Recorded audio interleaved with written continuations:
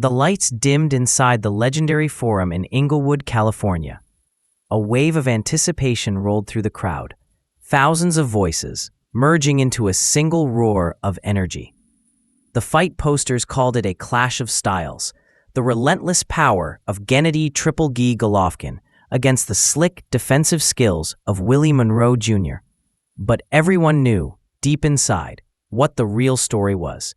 Golovkin wasn't just a fighter. He was a force of nature, undefeated, feared, and with a knockout ratio that made even hardened veterans uneasy. He carried into the ring a reputation of pure destruction.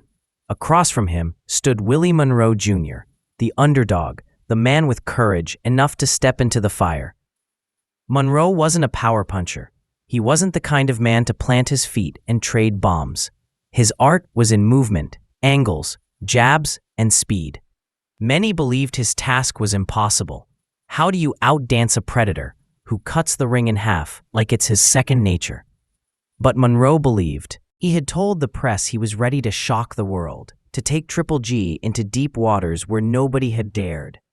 As referee Jack Reese gave his final instructions, protect yourself at all times, fight hard, fight clean, Golovkin stared coldly into Monroe's eyes, a stone-faced warrior, barely blinking. Monroe nodded, but his body betrayed the nerves that came with standing across from the most feared puncher in the sport. The bell rang, and the atmosphere shifted. Golovkin didn't storm forward recklessly. He stalked. Each step made the ring feel smaller. His jab thudded like a hammer. His right hand hovered, ready to launch at any opening. Monroe tried to move, tried to jab, tried to keep his rhythm, but the Kazakh champion was already dialing in. The tension in the arena was suffocating. Nobody knew how long Monroe could survive, but everyone could feel that something devastating was waiting just around the corner. By the second round, the trap was sprung. Monroe had tried to use his legs, circling, slipping, and flicking punches, but Golovkin's pressure was relentless. Every step forward was calculated, every jab a spear pushing Monroe further and further against the ropes. Then it happened. A thunderous left hook caught Monroe flush. His knees buckled, his body folded, and the crowd erupted as he hit the canvas. "Are you okay?" asked referee Jack Reese, leaning over Monroe. The challenger nodded, trying to rise, but his legs betrayed him. Monroe beat the count, but the predator had tasted blood. Golovkin walked forward, expressionless, like a machine programmed only for destruction. He pinned Monroe into a corner, ripped hooks to the body, and unleashed another crushing left. Monroe went down again, his head snapping back as sweat sprayed under the arena lights. The fans roared with equal parts awe and fear.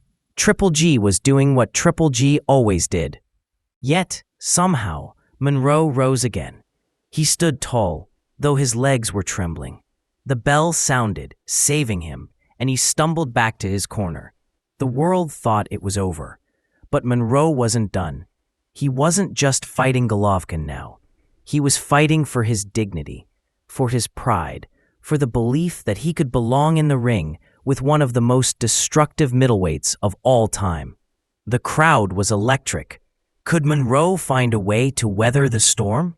Or was this simply the slow march of inevitability, the unstoppable force crushing everything in its path?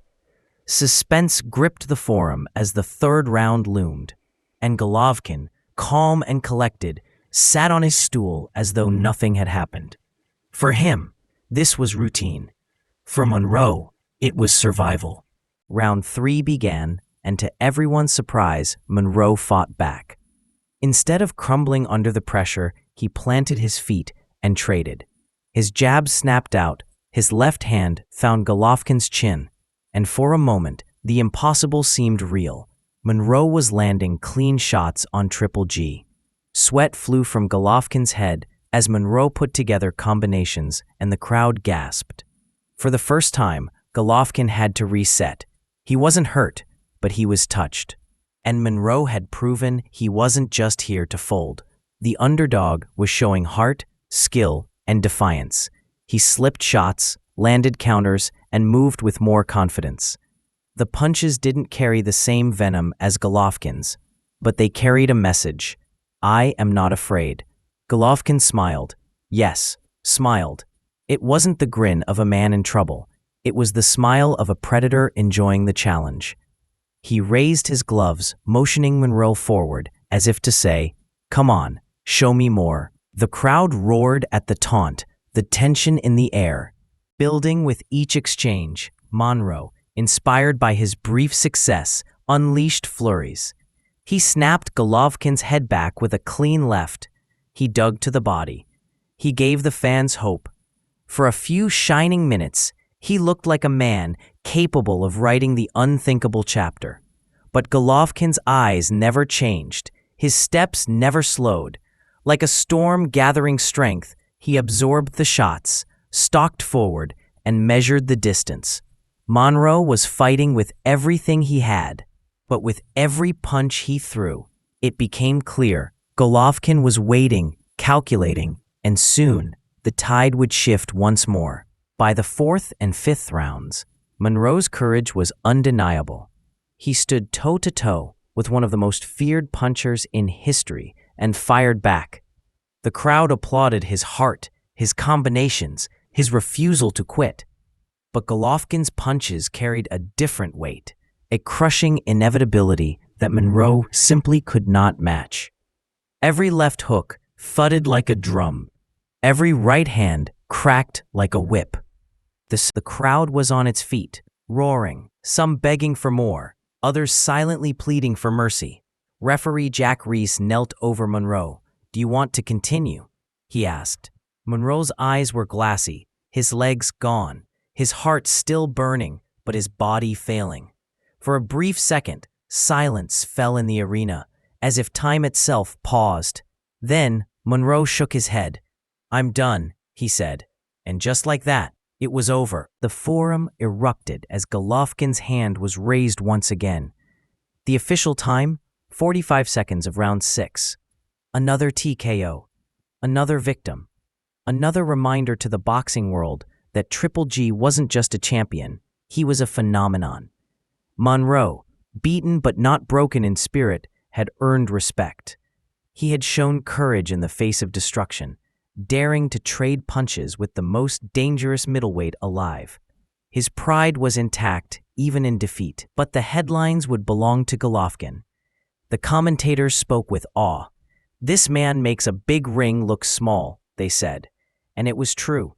No matter how much an opponent moved, no matter how brave they were, Golovkin always found them, cornered them, and broke them down. His aura of invincibility grew stronger with each performance. As the crowd cheered, Golovkin smiled shyly, almost humbled despite the carnage he had unleashed. There was no arrogance in his celebration, only the quiet confidence of a man who knew he was carving his name into boxing history. That night, the message to the middleweight division was clear. Gennady Golovkin was not just a champion, he was inevitable, and for Willie Monroe Jr., his stand in the forum would be remembered not for the defeat, but for the courage to face the storm head-on.